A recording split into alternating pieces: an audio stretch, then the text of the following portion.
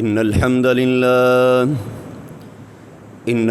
لله نحمده ونستعينه ونستغفره ونؤمن به ونتوكل عليه ونعوذ بالله من شرور أنفسنا ومن سيئات أعمالنا من يهده الله فلا مضل له ومن يضلله فلا هادي له وأشهد أن لا إله إلا الله وحده لا شريك له وأشهد أن محمدًا عبده ورسوله أما بعد فإن خير الحديث كتاب الله وخير الهدي هدي محمد صلى الله عليه وسلم وشر الأمور محدثاتها وكل محدثة بدعة وكل بدعة ضلالة وكل ضلالة في النار أما بعد فأعوذ بالله من الشيطان الرجيم بسم الله الرحمن الرحيم يا أيها الذين آمنوا اتقوا الله حق تقاته ولا تموتن إلا وأنتم مسلمون يا أيها الناس اتقوا ربكم الذي خلقكم من نفس واحدة وخلق منها زوجها وبث منهما رجالا كثيرا ونساء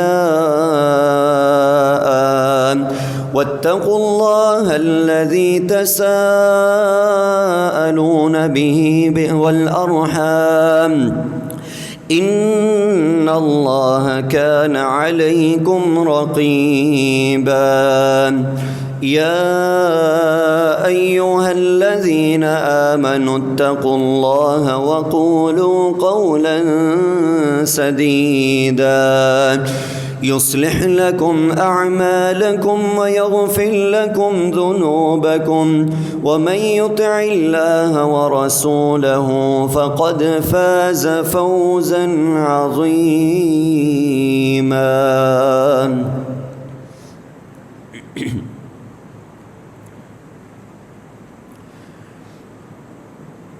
اس دنیا میں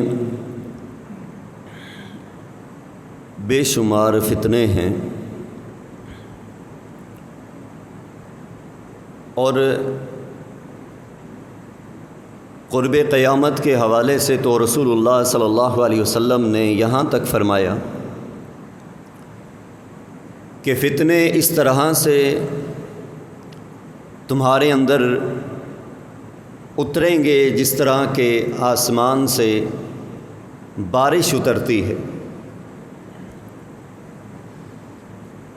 لیکن ان تمام تر فتنوں میں سب سے بڑا فتنہ اور جس فتنے سے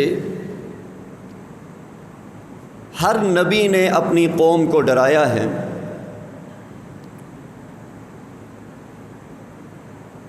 انس بن مالک اور قتادہ رضی اللہ عنہما روایت کرتے ہیں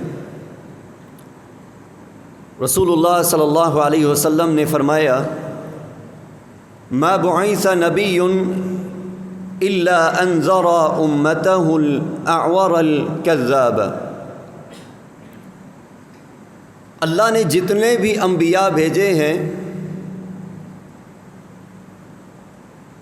کوئی نبی بھی ان میں سے ایسا نہیں کہ جس نے اپنی قوم کو دجال کے فتنے سے ڈرایا نہ ہو۔ صحیح البخاری حدیث نمبر 7131 ہے۔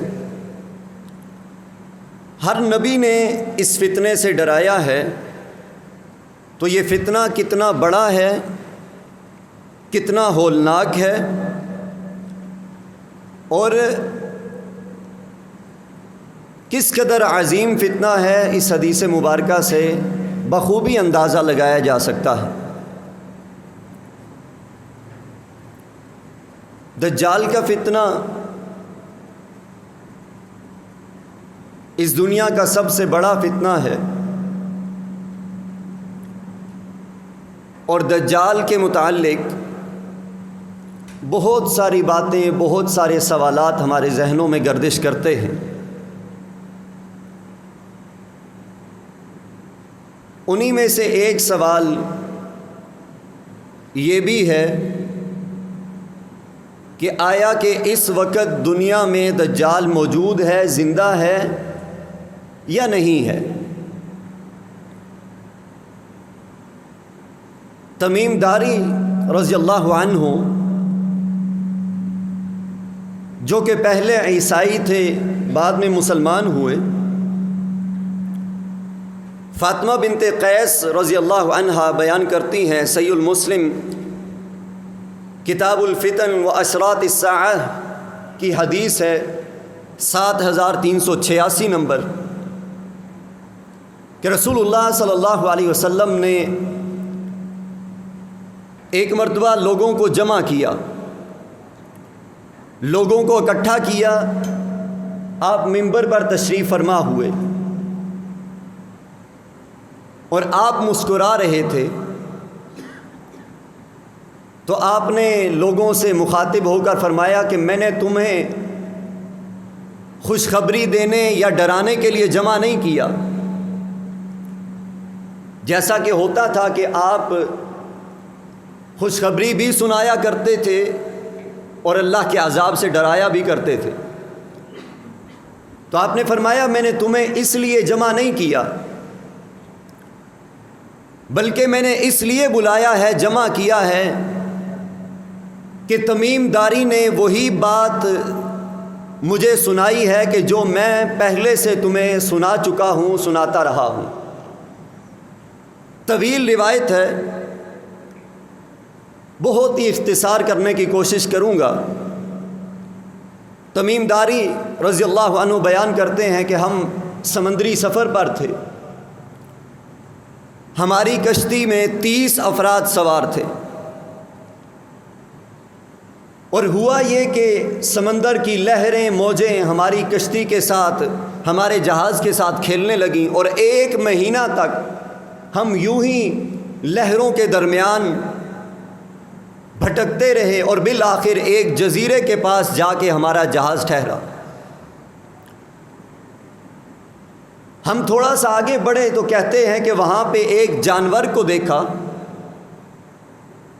گھنے بالوں والا، خوفناک، اور اتنے بال اس کے جسم پر کہ اس کے پیٹھ کے اور چہرے کا پتہ نہیں چل رہا تھا۔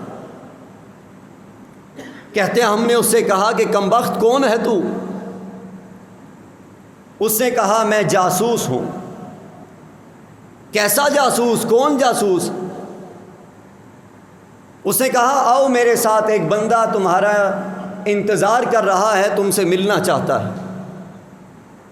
تمیم داری بیان کرتے ہیں میں اس کے ساتھ گیا تو میں نے دیکھا کہ ایک دیو قامت شخص، نہایت ہی طویل قد و قامت والا، اس جیسا طویل قد والا بندہ میں نے کبھی نہیں دیکھا۔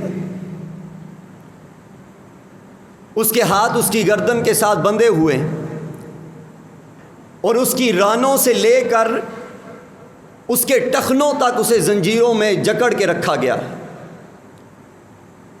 تمیم داری نے اس سے پوچھا تو کون ہے؟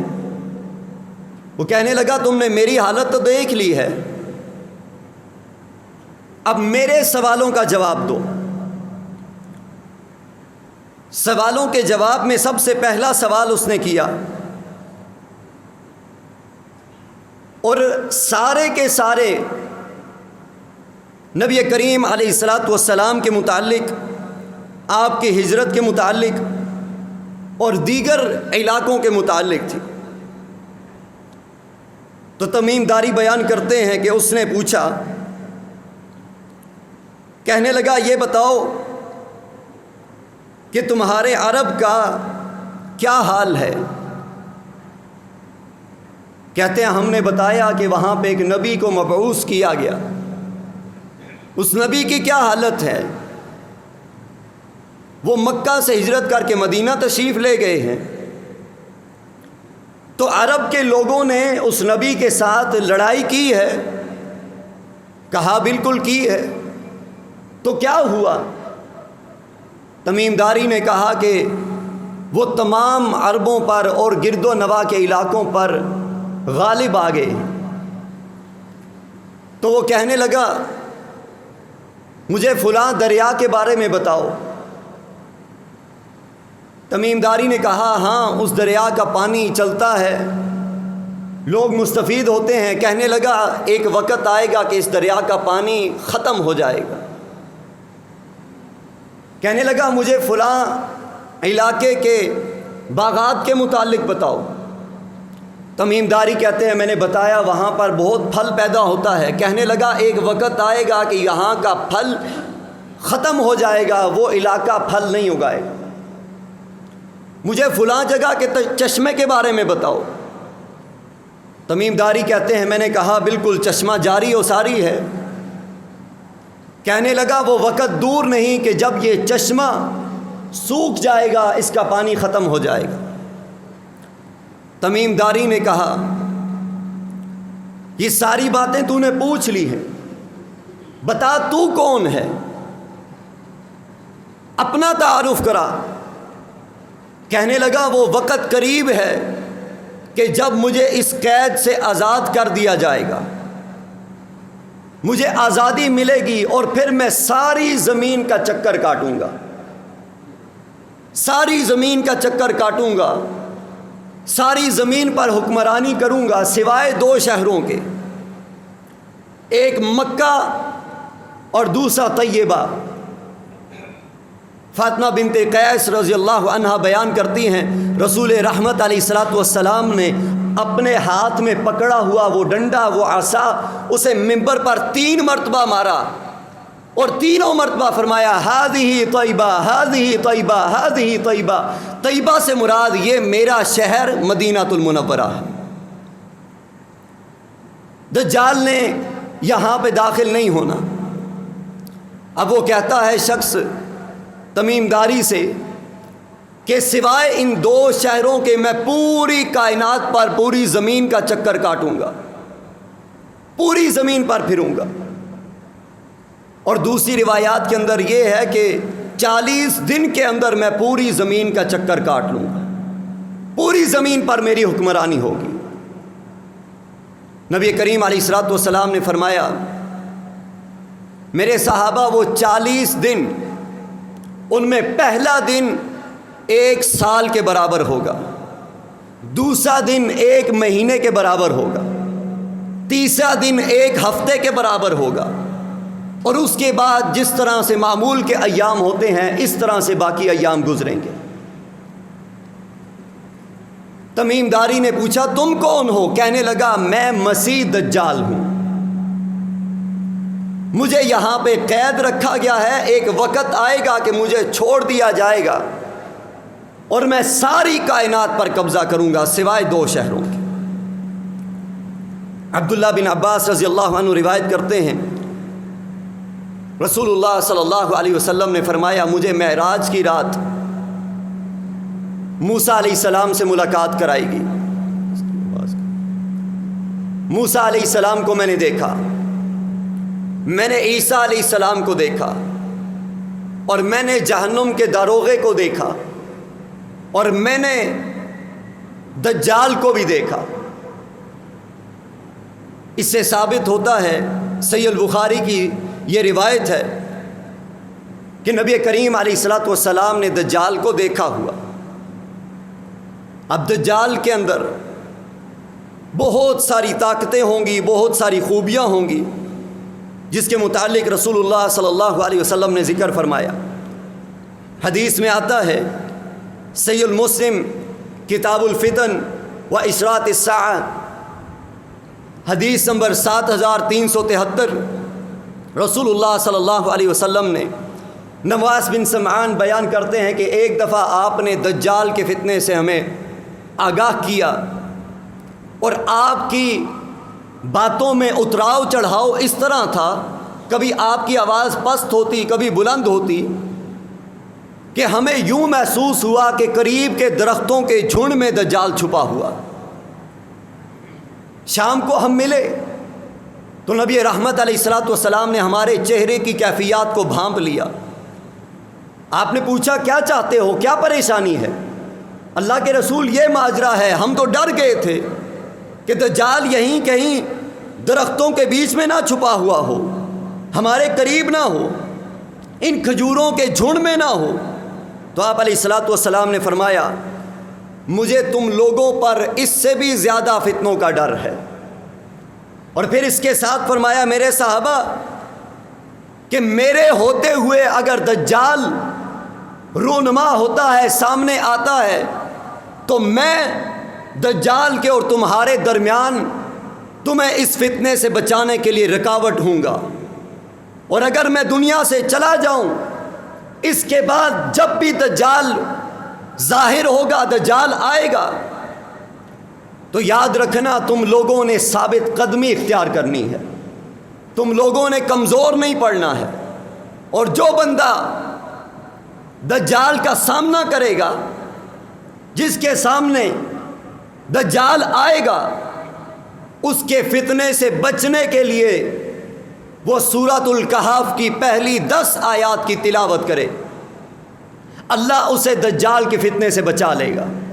اور ایک روایت کے اندر آتا ہے کہ سورۃ الکہف کی آخری 10 آیات، اور تیسری روایت کے اندر ہے کوئی سی بھی 10 آیات۔ تو اس سے پتہ یہ چلتا ہے کہ سورۃ الکہف کی اہمیت کتنی ہے، یاد ہونی چاہیے، زیادہ نہیں تو کم از کم پہلی یا آخری 10 آیات ضرور یاد کر لیں۔ نبی کریم علیہ الصلوۃ والسلام نے نصیحت کی، فرمایا ثابت قدمی اختیار کرنا، اس کے سامنے ڈٹ جانا، اس کے سامنے جب تم میں سے کوئی آئے سامنا ہو تو سورۃ الکہف کی 10 آیات کی تلاوت کرنا۔ پھر نبی کریم علیہ الصلوۃ والسلام نے فرمایا کہ وہ شام کے یا یمن کے سمندر میں موجود ہے، وہاں کے کسی جزیرے میں موجود ہے۔ اس کے ساتھ ہی آپ علیہ الصلوۃ والسلام نے فرمایا نہیں، بلکہ وہ مشرق کے اندر موجود ہے، بلکہ وہ مشرق میں موجود ہے، بلکہ وہ مشرق میں موجود ہے۔ پھر آپ علیہ الصلوۃ والسلام نے اپنے دست اقدس سے مشرق کی جانب اشارہ کیا، اور مدینہ المنورہ سے مشرق کا جو سمندر بنتا ہے وہ بحر ہند ہے، اس کے کسی جزیرے میں دجال موجود ہے، لیکن ساری دنیا نے ایڑی چوٹی کا زور لگا لیا، دجال کو تلاش نہیں کر سکے۔ نبی کریم علیہ الصلوۃ والسلام نے اشارہ بھی کر دیا، وہ مشرق کی طرف سے نکلے گا۔ پھر آپ علیہ الصلوۃ والسلام نے فرمایا کہ عراق اور شام کے درمیانی راستوں میں سے وہ آگے بڑھے گا، اور ایک روایت کے اندر یہ ہے، نبی کریم علیہ الصلوۃ والسلام نے فرمایا کہ خراسان کے علاقے سے وہ رونما ہوگا، اور دوسری روایت کے الفاظ یہ ہیں کہ اصبہان میں سے نکلے گا۔ تیسری روایت کے اندر یہ ہے کہ شام اور عراق کے درمیانی یعنی کہ ریگستانی علاقے کا وہ استعمال کرے گا۔ اب یہاں پہ احادیث کے مختلف الفاظ سن کے بندہ سمجھتا ہے کہ اس کے اندر تعارض ہے۔ امام قرطبی رحمہ اللہ فرماتے ہیں کہ ان احادیث کی تطبیق اس طرح سے ہوگی کہ خراسان کا علاقہ ہی اصبہان ہے، جہاں سے دجال نکلے گا تو اس کے بعد وہ عرب کی طرف بڑھے گا، اور سب سے پہلے راستہ جو اختیار کرے گا وہ شام اور عراق کا درمیانی راستہ، یا یوں سمجھ لیجئے وہ ریگستان، وہ بارڈر لائن، اس راستے کو وہ استعمال کرے گا، اور اس طرح سے آگے بڑھتا چلا جائے گا۔ نبی کریم علیہ الصلوۃ والسلام نے دجال کے متعلق ساری باتیں بیان کی۔ یہ دجال کے وہ کرتوت ہوں گے، وہ کارنامے ہوں گے جو لوگوں کو وہ دکھائے گا۔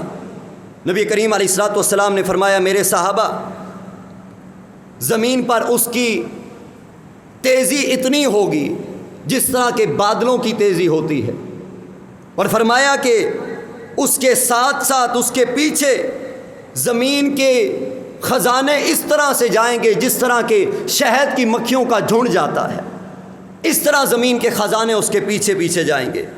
اور نبی کریم علیہ الصلوۃ والسلام نے فرمایا وہ لوگوں کو ورغلانے کے لیے یہ کام کرے گا کہ ایک علاقے میں جائے گا، وہاں کے لوگوں کو حکم دے گا تو وہ اس پر ایمان لے آئیں گے، وہ اس پر ایمان لے آئیں گے۔ تو یہاں پہ رک کر ایک چیز ہمیں سمجھ لینی چاہیے، آج کے دور کے جو مداری ہمارے معاشرے کے اندر ہیں دین کے نام پر، ان کے وہ سارے کارنامے دیکھ کر، ان کی وہ مکاریاں دیکھ کر، ان کے ہاتھ کی صفائی دیکھ کر، ان کے یہ سارے معاملات دیکھ کر جو جادو ٹونے سے اختیار کیے جاتے ہیں، جو بندہ بہک جاتا ہے اور حق تسلیم کرتا ہے، میرا گمان تو یہ ہے کہ ایسا بندہ دجال کے سامنے فوراً سے اس پر ایمان لے آئے گا، کبھی نہیں ٹک سکے گا۔ لیکن وہ بندہ فرمایا ایک علاقے والے ایمان لے آئیں گے، دوسرے علاقے میں جائے گا، وہاں حکم دے گا، وہاں کے لوگ انکار کر دیں گے، وہاں کے لوگ کہیں گے تو کذاب ہے، جھوٹا ہے، تو خدا نہیں ہو سکتا، تو رب نہیں ہو سکتا۔ یہ وہاں سے چل پڑے گا، باہر نکلے گا، اس علاقے کو چھوڑے گا تو وہ سارے کا سارا علاقہ قحط سالی کا شکار ہو جائے گا، وہاں کا پانی ختم ہو جائے گا، وہاں کے پھل ختم ہو جائیں گے، وہاں کے اجناس ختم ہو جائیں گے۔ یہ آزمائش ہوگی ان لوگوں پر کہ اس کے بعد بھی وہ اپنے ایمان پر ڈٹے رہتے ہیں یا دجال پر ایمان لے آتے ہیں، لیکن وہ لوگ دجال پر ایمان نہیں لائیں گے۔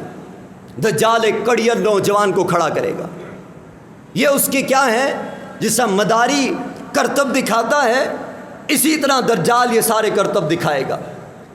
ایک شخص کو، نوجوان کو کھڑا کرے گا، اس کے درمیان میں تلوار چلائے گا، اس کے دو حصے کر دے گا، اور اس کے بعد کہے گا قم باذنی، میرے حکم کے ساتھ کھڑا ہو جا۔ وہ پھر سے زندہ و جاوید ہو جائے گا، کھڑا ہو جائے گا۔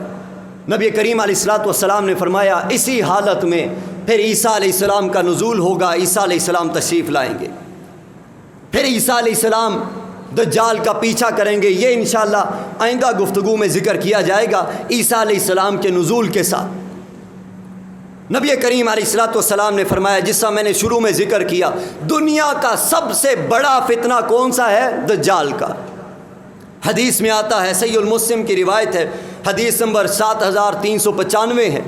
نبی کریم علیہ الصلوۃ والسلام کے صحابی عمران بن حسین روایت کرتے ہیں، سمعت رسول اللہ صلی اللہ علیہ وسلم یقول، میں نے آپ کو فرماتے ہوئے سنا، آپ فرما رہے تھے، ما بین خلق آدم الی قیام الساعۃ خلق اکبر من الدجال، اللہ نے آدم علیہ السلام سے لے کر قیامت کے دن تک جتنی بھی تخلیق کی ہے یا کرنی ہے، ان تمام تر میں، اس ساری تخلیق میں سب سے بڑا فتنہ جو ہے وہ مسیح دجال کا فتنہ ہے۔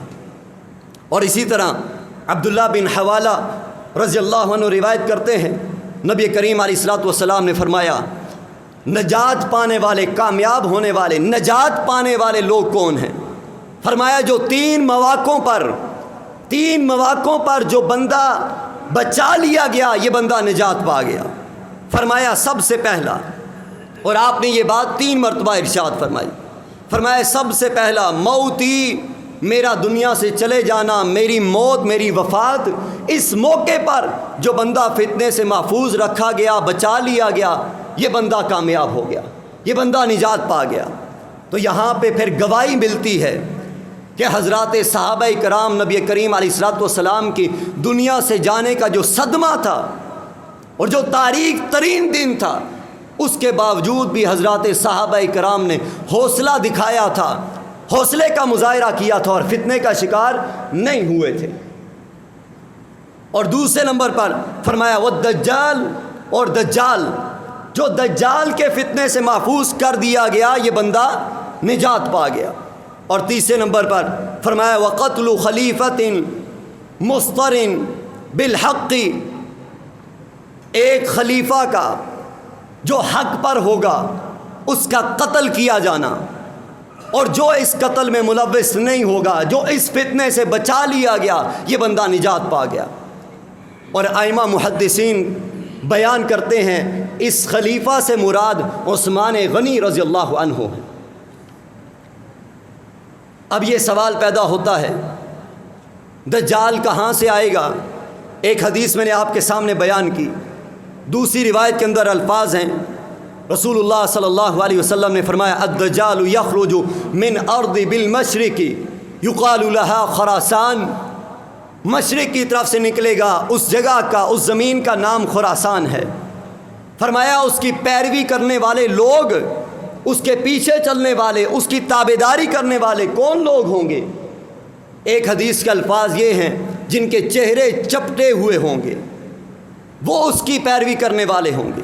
اور دوسری حدیث کے اندر آتا ہے، انس بن مالک رضی اللہ عنہ روایت کرتے ہیں، نبی کریم علیہ الصلوۃ والسلام نے فرمایا یتبع الدجال من یہود اصبہان 70,000، 70,000 یہودی اصبہان علاقے کے یہودی جو خراسان کا علاقہ ہے، وہ دجال کے لشکر کے اندر شامل ہو جائیں گے، اور ان پر تیلسان کی عبائیں ہوں گی، جس طرح عبایا پہنتے ہیں نا عرب لوگ، اس طرح ان کے اوپر عبائے ہوں گے، تلسیان علاقے کے عبائے ان لوگوں نے پہن رکھے ہوں گے۔ اب یہاں پہ ایک بات سمجھ لیجئے، ہمارے ہاں یہ سوال بھی ہوتا ہے کہ نبی کریم علیہ الصلوۃ والسلام نے دجال کو دیکھا، وہ آپ کی حدیث میں موجود ہے کہ مجھے جب معراج کرائی گئی، میں نے موسیٰ علیہ السلام کو دیکھا، عیسیٰ علیہ السلام کو دیکھا، میں نے جہنم کے دروغے کو دیکھا، اور میں نے مسیح دجال کو دیکھا۔ لیکن اشکال وہاں پہ پیدا ہوتا ہے کہ جب ابن سیاد کا نام آتا ہے، ابن سیاد ایک شخص تھا جس کے متعلق شروع میں رسول اللہ صلی اللہ علیہ وسلم بھی شبے میں رہے تھے کہ یہ واقعتاً دجال ہے یا کاہن ہے۔ ابن سیاد کے متعلق احادیث چند ایک اس لیے ضروری سمجھتا ہوں تاکہ ہمیں پتہ ہو کہ دجال دنیا کے اندر 30 سے زیادہ آنے ہیں جن کے متعلق رسول اللہ صلی اللہ علیہ وسلم نے فرمایا، لیکن دجال اکبر کیسا ہے، کون ہوگا، ساری علامات ہمیں معلوم ہونی چاہیے۔ ابن سیاد مدینہ کا رہائشی تھا، مدینہ کا رہنے والا تھا۔ اب ہوا کیا، اس کی ایک آنکھ وہ سوجی ہوئی تھی، یعنی اس کی حالت خراب تھی۔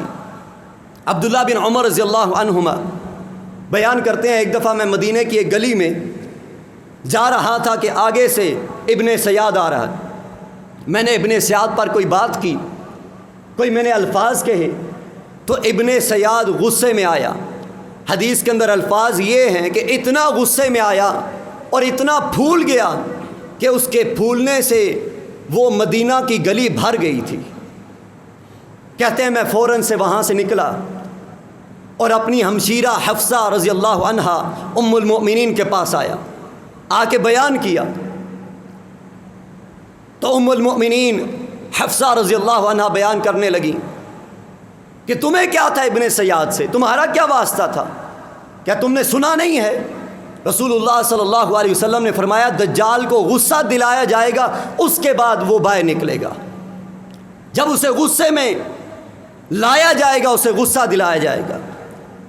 اور اسی طرح سے محمد بن المنقدر بیان کرتے ہیں، تابعی ہیں، کہ میں نے جابر بن عبداللہ کو دیکھا، یحلف باللہ، وہ اللہ کی قسم کھا کے کہہ رہے تھے کہ ابن سیاد ہی دجال ہے۔ صحیح البخاری حدیث نمبر 7355 ہے، ابن سیاد ہی دجال ہے۔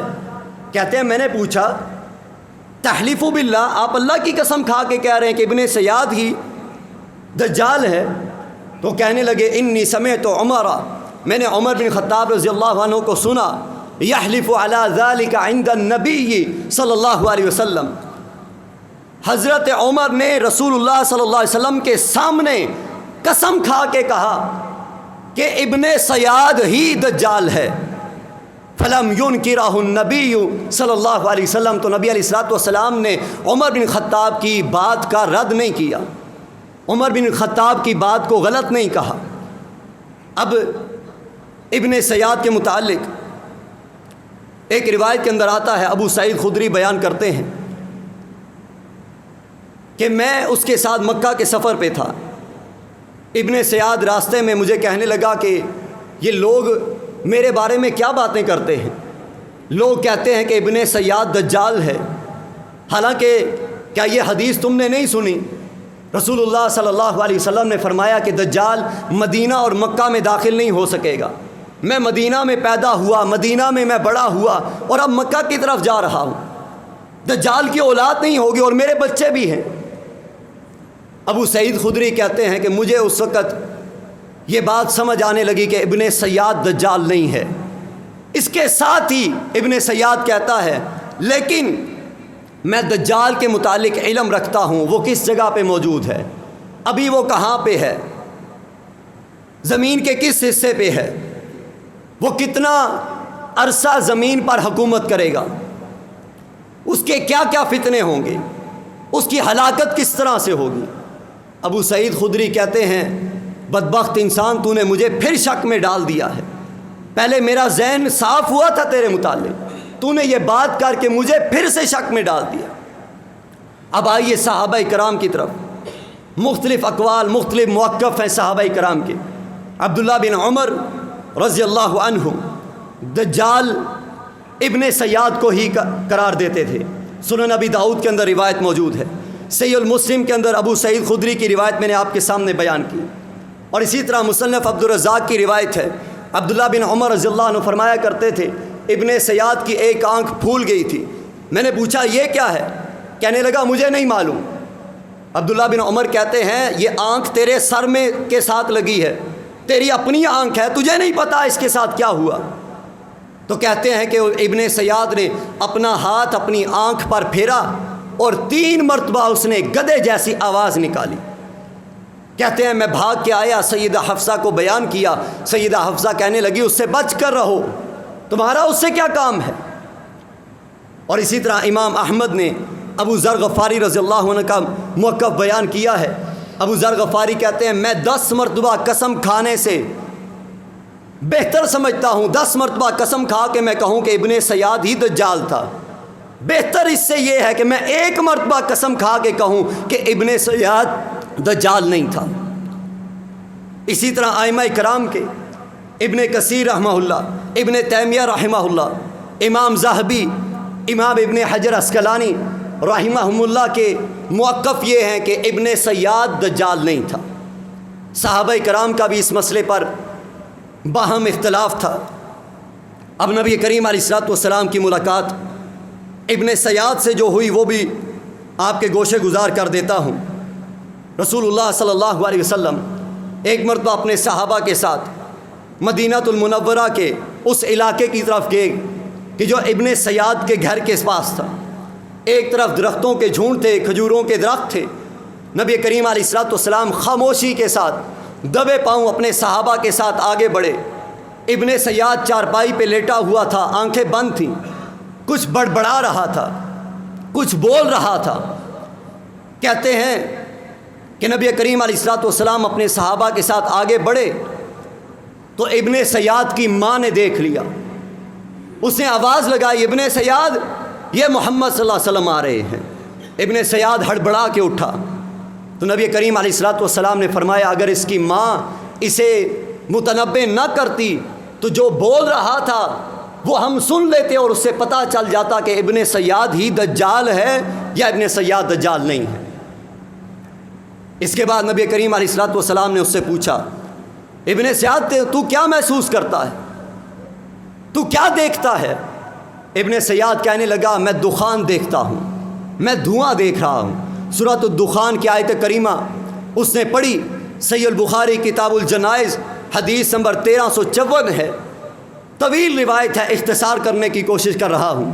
نبی کریم علیہ السلام نے اس سے پوچھا تمہارے پاس کیا علم ہے؟ اس نے کہا میں دخان دیکھ رہا ہوں، یعنی میں دھواں دیکھتا ہوں۔ اس حدیث مبارکہ سے ائمہ کرام اور بعض صحابہ کرام یہ بیان کرتے ہیں کہ ابن سیاد ایک کاہن تھا، دجال نہیں تھا۔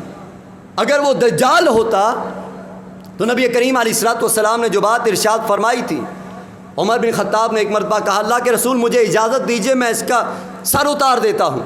آپ نے فرمایا عمر اگر یہ واقعتاً دجال ہوا تو تم اس پر قابو نہیں پا سکو گے، اور اگر یہ دجال نہ ہوا تو اس کا قتل کرنا کوئی تمہیں فائدہ نہیں دے گا۔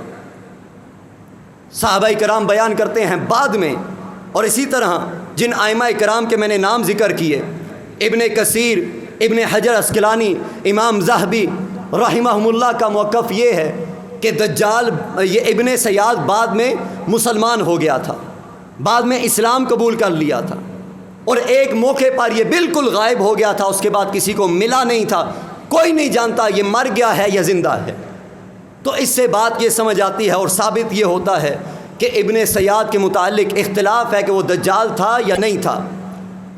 نبی کریم علیہ الصلوۃ والسلام نے فرمایا میرے صحابہ اگر یہ دجال ہوا اور میرے ہوتے ہوئے ظاہر ہوا تو میں تمہارے اور اس کے درمیان رکاوٹ بن جاؤں گا، میں تمہیں اس کے فتنے سے بچاؤں گا، میرے بعد تم لوگوں نے اس کے فتنے سے بچنا ہے تو ثابت قدمی کے ساتھ بچنا ہے، اپنے ایمان کی حفاظت کر کے بچنا ہے۔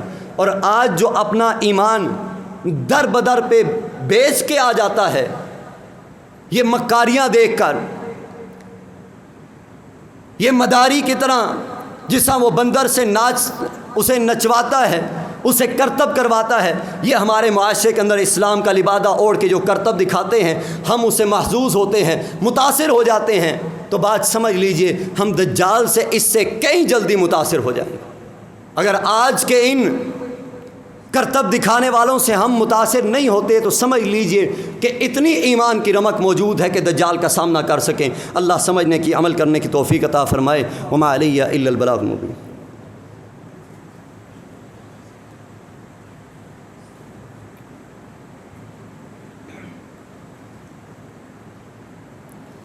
ان الحمد للہ حمدا کثیرا طیبا مبارکا فیہ والصلاة والسلام علی اشرف الانبیاء والمرسلین نبینا محمد وعلی آلہ وصحبہ ومن تبعہم بإحسان الی یوم الدین، اما بعد۔ آخری ان چند منٹوں کے اندر دو تین باتیں آپ کے گوشہ گزار کرنا چاہوں گا۔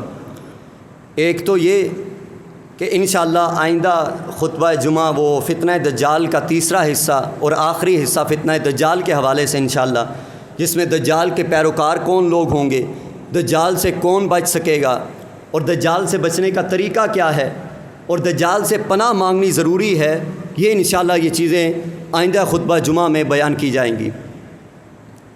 دوسری بات یہ ہے کہ یہ خوش آئند بات بھی ہے اور ہر بندہ مومن کے لیے خوشخبری بھی ہے کہ الحمدللہ ملک پاکستان کے اندر مختلف مسالک کے علماء کی تگ و دو کا نتیجہ یہ نکلا کہ بل ایک پاس کر دیا گیا ہے، جو پہلے بھی پاس کیا گیا تھا لیکن اس کی سزا کم تھی۔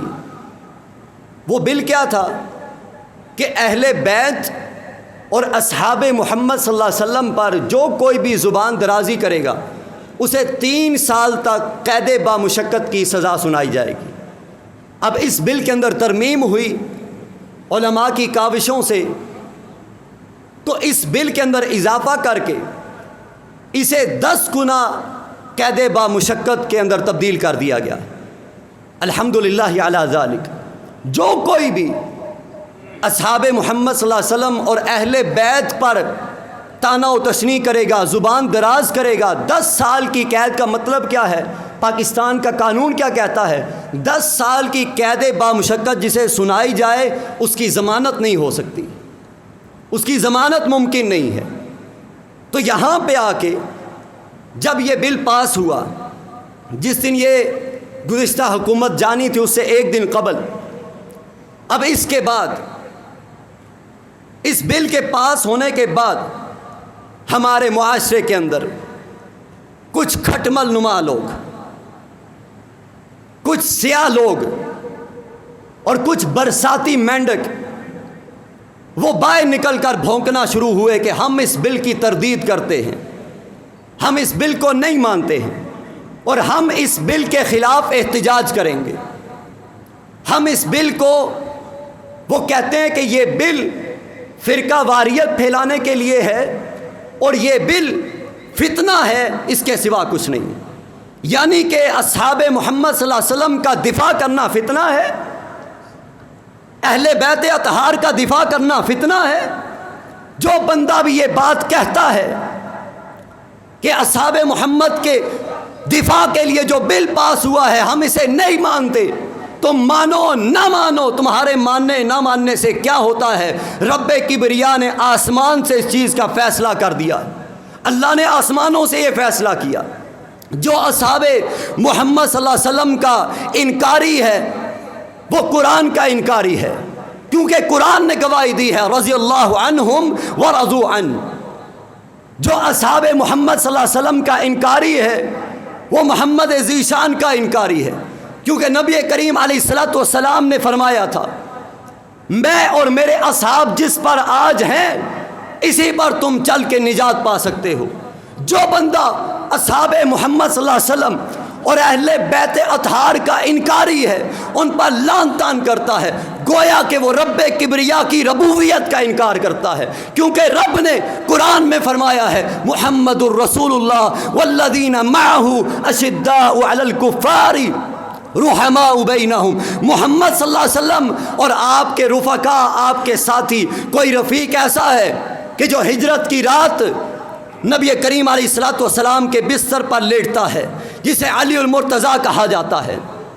کوئی رفیق غار ہے جس کے بارے میں رب نے قرآن میں فرمایا اذ ہما فی الغار، جب وہ دونوں غار میں تھے، ثانی اثنین اذ ہما فی الغار اذ یقول لصاحبی لا تحزن ان اللہ معنا۔ تم مانو نہ مانو، رب کے قرآن نے گواہی دی ہے، نبی کے اوپر نازل ہونے والی آیات شاہد ہیں۔ غار کے اندر نبی کریم علیہ الصلوۃ والسلام نے ابو بکر صدیق کو گھبراتے ہوئے دیکھا اور فرمایا ابو بکر صدیق گھبرانا نہیں ہے، تمہارا کیا خیال ہے ان دو لوگوں کے بارے میں؟ وہ دو ہیں اور تیسرا ان کے ساتھ رب ہے، رب جس کے ساتھ ہے اصحاب محمد کے ساتھ ہے، تم جیسے بھونکنے والے پاگل کتوں کے ساتھ نہیں۔ اور انشاءاللہ میں سن رہا تھا، نام لے کے کہتا ہوں، شہنشاہ نقوی بکواس کر رہا تھا، کہتا ہے کہ ہم پورے ملک میں ہڑتال کریں گے، احتجاج کریں گے اس بل کے خلاف کہ نبی کریم علیہ الصلوۃ والسلام کے صحابہ کے دفاع میں جو بل بنا ہے ہم اس کے خلاف احتجاج کریں گے۔ تم احتجاج کرتے ہو تو کر لو، انشاءاللہ جب تک اہل سنہ والجماع کا بچہ زندہ ہے، ہر بوڑھا جوان موجود ہے، اس وقت تک اصحاب محمد صلی اللہ علیہ وسلم پر آنچ نہیں آنے دیں گے۔ اور انشاءاللہ ہم اپنی جانیں، اپنے مال و متاع، اپنی اولاد، جو کچھ بھی ہوا، جس کی ضرورت پیش آئی، اصحاب محمد صلی اللہ علیہ وسلم کے دفاع کے لیے قربان کر دیں گے۔ آپ احباب بھی اس چیز کے لیے تیار ہیں کہ نہیں؟ کل کو وہ خبیث، وہ بدبخت انسان اگر کال دیتا ہے، کہتا ہے کہ ملک گیر احتجاج کرو، یہ صحابہ کے دفاع کا بل نامنظور ہے، ہم اسے رد کرتے ہیں، تو صحابہ کے دفاع کے لیے میرا آپ کا ایمان ہمیں گھروں سے نکال سکے گا کہ نہیں؟ جی نکال سکے گا؟ انشاءاللہ ہم بھی پھر بتائیں گے کہ صحابہ کے چاہنے والے زندہ ہیں، صحابہ کا دفاع کرنے والے زندہ ہیں، صحابہ کو ماننے والے زندہ ہیں۔ اور یاد رکھیے گا، ایک بات اپنے ذہنوں میں بٹھا لیں، ہم اعلان کرتے ہیں تم بل پاس کرواؤ، یہ 10 سال کی قید کا بل پاس ہوا ہے، تم بل پاس کرواؤ، صرف اور صرف ان الفاظ کے ساتھ کہ جو بندہ اہل بیت کی گستاخی کرے گا، بے ادبی کرے گا، ان پر لعن طعن کرے گا، اسے 10 نہیں 50 سال کی قید بامشقت سنائی جائے، اسے سزائے موت دی جائے۔ جو سزا لکھنا چاہتے ہو لکھ کر تم بل پاس کرواؤ، اس کے حق میں ہم کھڑے ہوں گے، اس کا دفاع ہم کریں گے۔